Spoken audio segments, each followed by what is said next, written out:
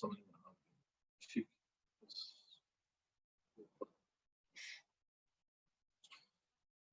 अगला जो बड़ा कॉन्सेप्ट है जिसमें फिर उम्मत में शिरक हो रहा है और ये भी बड़े ग्रास रूट लेवल तक अब तो पहुंच गया है, ये है इस्तानत का तस्वर। ठीक है जी।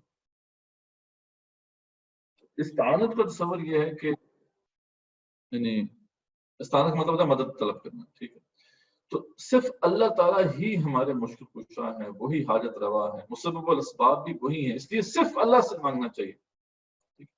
और किसी हस्ती से मांगना सही नहीं। तो ये असल तस्वर है।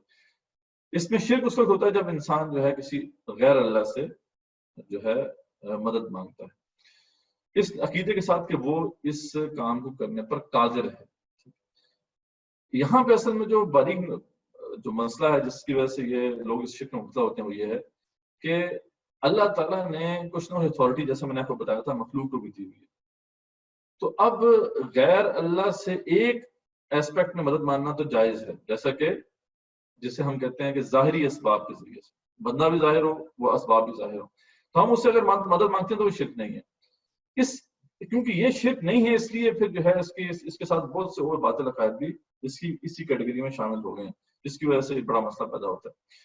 हालांकि ये बात जो है बड़ी क्लियर है कुरान मजीद में, लेकिन ये है कि इसमें कंफ्यूजन है, वो हम दूर करते हैं। पर अगर कोई शख्स ऐसा करता है कि गैर अल्लाह से वो इस तरह मदद मांग रहा है जैसे कि इस नीयत के साथ मदद मांग रहा है कि वो उसका ये काम कर देगा, ठीक है, वो जो हस्ती है वो ऐसा काम कर देगी, उस पर कामिल कुदरत रखती है, तो फिर वो शिर्क फिलिस्तानत का जो है मुर्तकिब होगा। इसमें अल्लाह ताला की कई सिफात के अंदर शिर्क हो जाता है। वहाब देने वाला सिर्फ अल्लाह ताला है, रज़्ज़ाक देने वाला, रिज़्क़ देने वाला वो सिर्फ अल्लाह है, अल हफीज हिफाजत करने वाला, मुकीद रोजी पहुंचाने वाला, ये सब अल्लाह ताला है। बाकी जो है वो अगर अल्लाह ताला ने उनको इख्तियार दिया तो वो अल्लाह ताला की अथॉरिटी के तहत आते हैं। तो ये बात है, ये सिफात मखलूक में कुछ हद तक पाई जाती है, इसलिए इनसे ज़ाहिरी असबाब की बिना पर मदद के लिए पुकारा जा सकता है अगर वो खुद भी मौजूद हो। ये असल मसला है जहाँ पे बड़े बड़े लोग जो है फिसल जाते हैं। तो गलत तस्वुरात क्या है कि अगर कीदा यह है कि अल्लाह के सिवा कोई और भी देने वाला, राज़िक और हिफाजत करने वाला है, तो ये शिर्क हो गया। इस तरीके से गैबी असबाब, मसलन जिन्नात से मदद लेना, इस्तिमदाद बिल गैब इसे कहते हैं कॉन्सेप्ट को, कि जिससे मदद मांगी जा रही है वो खुद गैब में है या वो खुद तो मौजूद है लेकिन वो असबाब गैबी हैं। जैसे आपको पता है आजकल मोकलों के जरिए से काम करा दिया जाता है। तो ये जो मोकल होते हैं बेसिकली वो जिन्नात ही होते हैं, वो मोकल शोकल कोई नहीं होता। तो असल बात यह है कि ये सब शैतानी है। और असल बात यह है कि जब आप ज़ाहिरी असबाब से मायूस हो जाते हैं तो फिर एक ही हस्ती ऐसी है जो गैब में होकर मदद कर सकती है, वो अल्लाह ताला की ज़ात है। इसलिए आपको अल्लाह को पुकारना है। लेकिन जब आप अल्लाह के अलावा किसी और को भी पुकारते हैं जो गैबी असबाब के जरिए या खुद गैब में होते मदद कर सकता है, तो फिर ये अल्लाह की डोमेन है जिसके अंदर वो बंदा, वो हस्ती जो है उसको आप शरीक कर रहे हैं। इसलिए ये एक ऐसा मसला है जिसने बहुत बड़ी, जिसे कहते हैं कि गुमराही फैलाई हुई है हुकूमत ने, और ग्रास रूट लेवल तक ये चीज पहुंच चुकी है। गली मोहल्ले में आपको पता है कि ये आमिल और पीर मौजूद हैं जो आपको मोकलों के जरिए से जो है वो ये काम करा के देते हैं। तावीज गंडे चल रहे हैं, सारा सिलसिला इसी की बेस पे चलता है। तो गैर में से एक ही हस्ती है जिससे मुश्किल में मदद मांगना जायज है, वो अल्लाह ताला है। इसके अलावा किसी और हस्ती से जो खुद गैब में हो, जैसे जिन्नात वगैरह, या गैबी असबाब के जरिए मसाइल हल करने का मुद्दई हो, जैसा कि आमिल वगैरह, सरासर शिर्क है, क्योंकि वो तो किसी सूरत भी मदद की जो है इस्तात नहीं रखते। सिर्फ इसकी दो इस्तिस्नाई सूरतें हैं इस हवाले से कि आप किसी से दुआ की दरख्वास्त करते हैं, जो बंदा ज़ाहिरी मौजूद हो, आप कहें कि मेरे लिए दुआ कर दें, ठीक, तो वो अगर आपके लिए दुआ करता है, ठीक है, वो अपनी जगह पे है, यानी ये रिक्वेस्ट आप कर सकते हैं। अगर वो जिंदा है और सामने हाजिर है, बंदा मर चुका है, उससे भी आप नहीं कह सकते कि आप मेरे लिए दुआ करें। और दूसरा रुकिया शरिया, यानी कुरान की आयात में है, कुरान की आयात को आप आवाज़ बुलंद पढ़ के फूंक दें, ये सहाबा किराम से ये अमल साबित है। तो ये एक ऐसा, ऐसे ऐसे जराए हैं कि जिनके जरिए से आप जो है मदद मांग सकते हैं। लेकिन यह है कि इसके अलावा और कोई कॉन्सेप्ट ऐसा नहीं है कि जो जायज हो, वो सब शिर्क के जुमरे में आता है।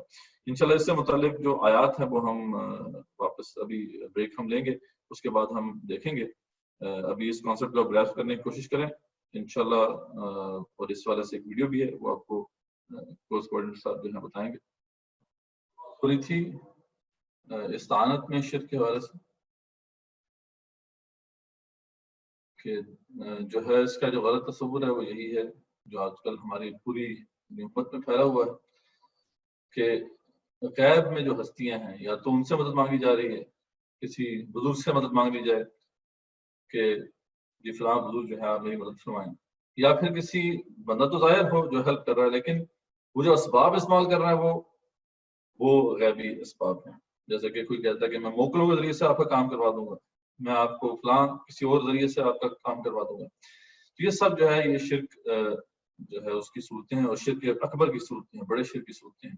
جیسے میں نے بتایا آپ کو کہ ظاہری اسباب جب ایگزاسٹ ہو جائیں تو اس کے بعد صرف دو چیزیں ایسی ہیں جن کو استعمال کر سکتے ہیں بسائڈس اللہ سے مدد مانگنا. اب غیب میں ہستی ایک ہی ہے جس سے آپ نے مدد مانگنی ہے. ہاں اس کے علاوہ پھر آپ یا تو کسی بزرگ کو، کسی نیک بندے کو کہہ سکتے ہیں کہ آپ میرے لیے دعا کریں، یا پھر آپ کوئی قرآن کی آیات بآواز بلند پڑھ کے خود پھونک دیں، یا یہ ہے کہ کسی اور سے دم کروا لیں. اس سے آگے بڑھنا جو ہے یہ جائز نہیں. اس کے بارے میں سورہ اعراف کی جو آیات ہیں بڑی اہم ہیں کہ ایشرکون ما لا یخلق شیئا وهم یخلقون، کیا وہ ایسا کوئی شریک بناتے ہیں جو کچھ بھی پیدا نہیں کر سکتے بلکہ خود تخلیق ہوئے ہیں. ولا یستطیعون لهم نصرا ولا انفسهم ينصرون، اور وہ تو کوئی مدد کی طاقت نہیں رکھتے، نہ ہی اپنی ہی مدد کر سکتے ہیں. وَإِن تَدْعُوهُمْ إِلَى الْهُدَىٰ لَا يَتَّبِعُوكُمْ، اگر تم ان کو سیدھے راستے کی طرف لاؤ تو تمہارا جو ہے بالکل نہ کہا مانے. سواء علیکم ادعوتموہم ام انتم صامتون، ٹھیک ہے آپ برابر ہے کہ تم ان کو بلاؤ یا جڑے رہو ان کے ساتھ، لیکن کوئی فائدہ نہیں ہوگا. ان الذین تدعون من دون اللہ عباد امثالکم فدعوہم فلیستجیبوا لکم ان کنتم صادقین. وہی بات اللہ فرماتے ہیں کہ جن کو تم خدا کے سوا پکارتے ہو وہ تمہاری طرح کے بندے ہی ہیں. ٹھیک، یعنی واضح ہو گیا کہ جو لوگ خاص طور پہ یہاں بتوں کی بات نہیں ہو رہی، یہاں ان اشخاص کی بات ہو رہی جن سے لوگ جو ہے مدد مانگتے ہیں. پہلے بھی جو آپ کو پتا ہے کہ نظریات یہی تھے کہ وہ بت جو تھے وہ تو ایک سمبلز تھے. اصل بات ہے کہ اس کے پیچھے کوئی بزرگ تھے، کوئی نیک لوگ تھے جن کی بعد میں مورتیاں بنا دی. تو اللہ فرماتے ہیں کہ یہ تمہارے جیسے ہی لوگ ہیں، تو ٹھیک ہے تم پکارتے رہو، مجھے جواب دیں.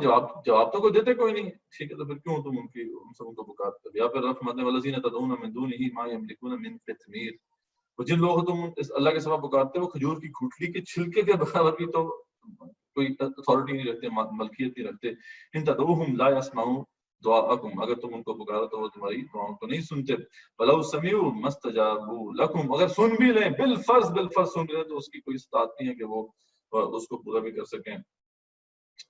یوم القیامت یکفرون بشرککم، بلکہ وہ تو قیامت والے دن انکار کر دیں گے اس شرک کا جو تم کر رہے تھے. وہ نیک بندے جو دنیا سے چلے گئے وہ تو انکار کر دیں گے اللہ تعالیٰ ہم نے کوئی ایسی بات انہیں نہیں بتائی تھی. تو ولا ینبئک مثل خبیر. پھر ایک اور جگہ پہ جہاں پہ خاص طور پہ جو موکلوں کا والا معاملہ آتا ہے، نہیں جو موکل ہوتے ہیں یا جو غیبی اسباب کے ذریعے سے جو ہیلپ کی جاتی ہے وہ اصل میں جنات اس میں انوالو ہوتے ہیں. اور اس حوالے سے تو قرآن کا بڑا واضح فیصلہ ہے اور امت مسلمہ بھی اس پہ ان کا کنسنسس ہے کہ جو بھی جنات کو استعمال کرتا ہے اپنے کاموں کے لیے وہ شیطان، یہ شیطانی کام ہے. اور یہ اس کی سزا ویسے بھی اگر اسلامی ریاست ہو تو قتل ہے. تو یوم یحشرہم جمیعا، اللہ تعالیٰ ان کو سب کو بلائے گا، جنوں اور انسانوں کو سب کو اکٹھا کرے گا. یا معاشر الجن قد استکثرتم من الانس، تو اس دن اللہ تعالیٰ فرمائیں گے کہ اس روز وہ جنوں سے خطاب کر کے فرمائیں گے کہ اے گروہ جن، تم نے انسانوں میں سے خوب ہاتھ صاف کیا لوگوں کے اوپر، ٹھیک ہے. وقال اولیاؤہم من الانس، تو ان کے جو دوست ہوں گے انسانوں میں سے وہ کہیں گے ربنا استمتع بعضنا ببعض، ایسا مسئلہ نہیں ہے کہ ہمیں انہوں نے استعمال کیا، ہم دونوں نے ایک دوسرے کو استعمال کیا. تو یہ بیسیکلی اگریمنٹ ہوتا ہے نا، جن قابو ہو گیا. جن قابو نہیں ہوتا بلکہ وہ اگریمنٹ ہوتا ہے جنات جن اور انسانوں کا. وہ یہ ان کے لیے کچھ شرکیہ اور کفری اعمال کرتے ہیں، وہ پھر اس کے عوض ان کا کچھ کام کرتے ہیں. اور بلغنا اجلنا الذی اجلت لنا، تو وہ یہ وقت آ گیا یعنی جو ہماری اجل آ گئی. قال النار مثواکم خالدین فیہا الا ما شاء اللہ، اللہ تعالیٰ پھر ان کو وہاں پہ فیصلہ سنائیں گے کہ آج تمہارا ٹھکانہ جہنم ہے، رہو گے تم ہمیشہ وہاں پر. الا ما شاء اللہ، کہ اللہ چاہے کسی کو بچانا. ان ربک حکیم علیم، بے شک آپ کا رب جو ہے وہ حکیم بھی ہے علیم بھی ہے. وکذالک نولی بعض الظالمین بعضا بما کانوا یکسبون، تو اس طریقے سے بعض ظالموں کو بعض کا اللہ تعالیٰ ساتھی بنا دیتا ہے ظلم کی وجہ سے، جو کرتے ہیں جو برے کام کرتے ہیں اس کی وجہ سے پھر ان کے ساتھ یہ معاملہ ہوتا ہے.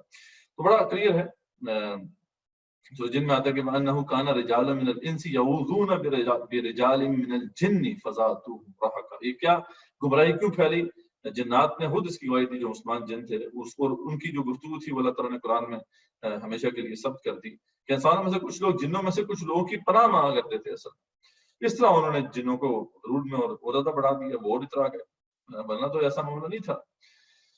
تو یہ بیسیکلی یہ کنکلوژن ہے اس پورے کانسیپٹ کا کہ مدد مانگنے والا جو ہے مانگ سکتا ہے کسی سے مدد، لیکن شرط کیا ہے؟ شرط یہ ہے کہ پہلے یہ جو جس سے مدد مانگی جا رہی ہے وہ ظاہری طور پہ موجود ہو اور وہ ظاہری اسباب کی بنا پر مدد کرے، ٹھیک ہے، تو اس سے مدد مانگنا جائز ہے۔ لیکن جو غیبی اسباب کے ذریعے سے مدد کرنے کا دعوے دار ہے اس سے مدد مانگنا بالکل بھی جائز نہیں ہے، بلکہ یہ شرک ہے۔ اس حوالے سے اگر ظاہری اسباب جو ہے کنزیوم کر لی ہیں آپ نے تو اس کے بعد پھر دعا کے لیے آپ کسی سے کہتے ہیں، ویسے تو دعا آپ نے خود کرنی، سب سے پاورفل تو وہی چیز ہے، لیکن یہ کسی نیک بندے سے آپ کہتے ہیں آپ میرے لیے دعا کر دیں تو یہ بھی جائز ہے۔ دوسرا یہ ہے کہ قرآن کی آیات میں نے آپ کو بتایا بآواز بلند پڑھ کے دم کر دینا، یہ خود کر لیں آپ یا پھر کوئی دوسرا کر دے تو یہ معاملہ جو ہے سمجھا جا سکتا ہے۔